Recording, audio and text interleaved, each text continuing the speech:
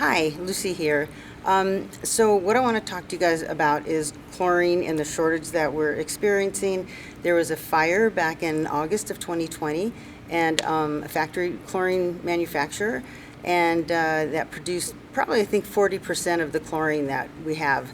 So besides the whole supply chain being messed up, we have this to deal with. So what I want to talk to you about is how you can save money by doing other things. Okay, so the first thing we're going to do is I want to talk to you about conditioner, and that is very important. So conditioner is cyanuric acid, stabilizer, and conditioner. So what it is in powdered or dry or granular chlorine, they add a stabilizer in it, and the CYA, it's called cyanuric acid, and what it does is it bonds on to chlorine, the chlorine molecule.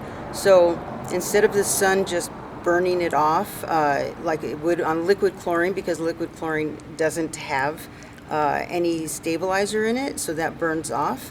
You have the tablets here, or the trichlor or dichlor that I feel like Marco Rubio here.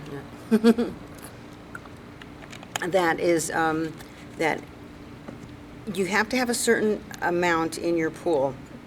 So you can use a test kit, or you can take it down to a pool store. But what you want to do is have it minimum. Now I know this is controversial, but minimum 70. Like if you live in the desert, if it's the Arizona or Nevada or Texas or something like that, New Mexico, because the conditions are so harsh, so you want to have a minimum of around 70 that you start with fresh water. Now the thing is, over time, if you're using tablets or trichlor, the conditioner is going to build up. Okay, and if it's too high, then you're going to get a high reading of chlorine, but it's holding on so tight to the conditioner that it's not free and available. So you want to just make sure that, if you're in California or other places, you can start at 30, 40 parts per million. But as you get into the desert areas, you're going to want to start it at 70. Okay, so that's the first thing you want to do, is make sure you have conditioner in your pool. All right, because otherwise you'll be just dumping in chlorine and it's just going to burn off. So that's number one. See, I even took notes. Second thing you can do is keep your filter clean. That helps with the circulation.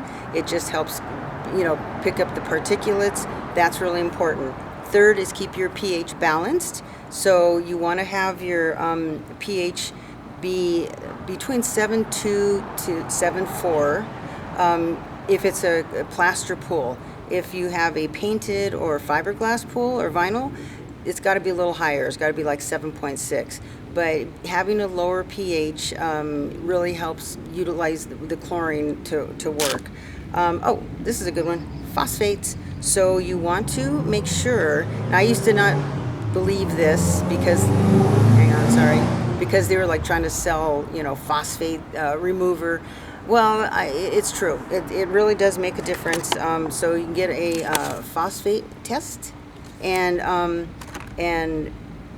just follow the directions. You'll see the little blue marks and all that. So that's really, really important. I would say that's like, maybe I should have probably put that as number 2 instead of 4. So, but these are all really important. If you do one of these, it'll help. If you do all of these, it'll really, really help. Okay, the other thing is, if you want, you can cover your pool. I know it's a real pain to put covers on pools, but it really does keep the chlorine in, and also helps with the evaporation of the water. And then run your pump, be sure you're running it around at least 6 hours a day. Obviously some people go, oh, I ran it 4 hours a day and it's perfect. Okay, well, that's fine, but that's rare. Okay, but anyway, that's that. And then if you want to get a salt cell generator, so they have, like, people go, oh, I'm swimming in salt water. Yes, they are, but but it produces chlorine on the spot. Now, I think it's ingenious. I think it really helps, with the environment and all that. But after a couple years, when you're in a place that has hard water, they're not as effective, okay? So anyway, those are the things that you want to do. I know I'm kind of skimming over this, but it's because a lot of people don't like long videos. So anyway, let me run that by you again. Conditioner, make sure you have that in your water. Get it tested. I'm going to put number 2, phosphates. Just check your phosphates because that'll really, really make a difference. Keep your filter clean. Keep your pH balanced. Cover your pool. Run your pump minimum 6 hours a day. And that's about it, The thing about like liquid chlorine, see that?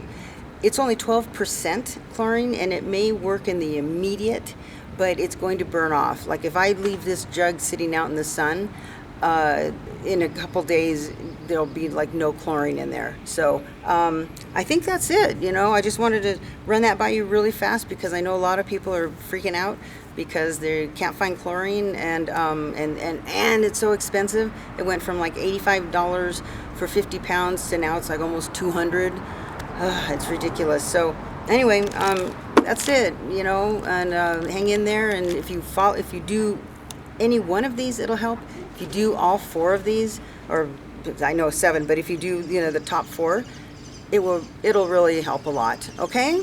All right. Well, anyway, I'm back. I'll be making more videos, and I'm going to do another video on more chemicals, more things you can do to help keep your water crystal clear and safe and sanitized. Okay, we'll see you later. Thanks for watching. Bye.